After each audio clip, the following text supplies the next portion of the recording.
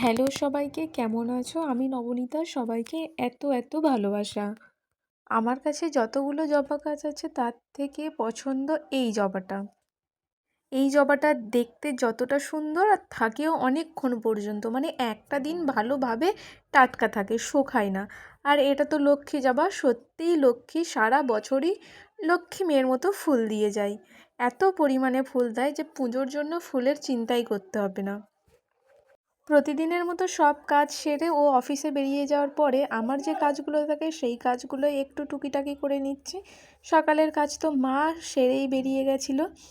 আর আমার যে কাজটা ছিল রান্না বান্না করার পরে সব কিছু পরিষ্কার করে গুছিয়ে গাছিয়ে নেওয়া। আর এখন 10টার ঘন্টাও পড়ে গেছে বেশ কিছুক্ষণ আগে। নিজে ফ্রেশ হয়ে সবার প্রথম যে জিনিসটা আমি খাই সেটা ঠিক করে বাবাই, যে কে কোন জিনিসটা খাবে। তো আজকে আমি খাচ্ছি আমলকি, 2 টুকরো হলুদ মানে কাঁচা হলুদ, আর 1 টুকরো কাঁচা আদা। আমি ভালোভাবে ছিলিনি, শুধু ধুয়ে পরিষ্কার করে নিয়েছি। এটা এবারে দিয়ে মিক্সিতে ভালো করে পেস্ট করে নেব।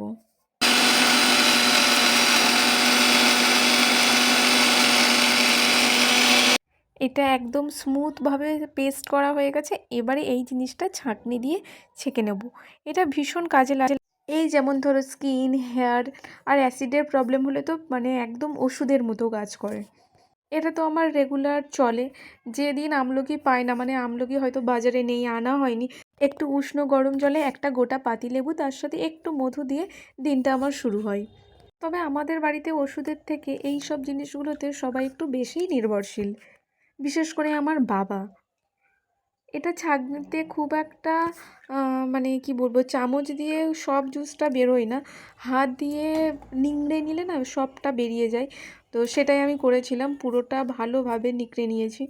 তারপরে সকালটা আমার এইভাবেই শুরু হয়েছে, মানে খাওয়াটা এইভাবেই শুরু হয়েছে। আর এটা খাওয়া শেষ করতে করতে বাজে এখন 10:30। ওদিকে মা রান্না চাপিয়েছে, মানে রান্না আরেকবার হচ্ছে। আমাদের সকালবেলা শুধু রাহুলের জন্যই হয়, বেলার দিকে আমাদের সবাইয়ের জন্য হয়। আর এই কুমড়োটা না আমাদের গাছের কুমড়ো, মা একটা গাছ বসিয়েছিল, সেই গাছটাতেই একটা মাত্রই কুমড়ো হয়েছিল। আর কুমড়োটা না মানে কি বলবো, একদম দেশি যাকে বলে। তারপরে স্নান টান করে নিজের মতো কয়েকটা কাজ ছিল, ঘরের জামা কাপড়গুলো টুকিটাকি একটু গোছানোর ছিল, সেই জিনিসগুলো একটু ঠিকঠাকভাবে গুছিয়ে গাছিয়ে নিয়ে। আর বিকেলবেলাতে যাওয়ার আছে ওই বাড়িতে, কেননা ওই বাড়িতে কিছু কাজ চলছে, ওই বাড়ির ঘরে ছাদ পড়বে। তো এই কাজগুলো করতে করতে কারেন্টটাও চলে গেল। কারেন্ট আসতে তারপরে আবার সব কাজগুলো গুছিয়ে গাছিয়ে করলাম। এখন তো শীতটা অনেকটাই কমে কমে এসেছে, ব্ল্যাঙ্কেটও নিতে লাগে না, আর এই সব মোটা জ্যাকেটগুলো পরতেও লাগে না।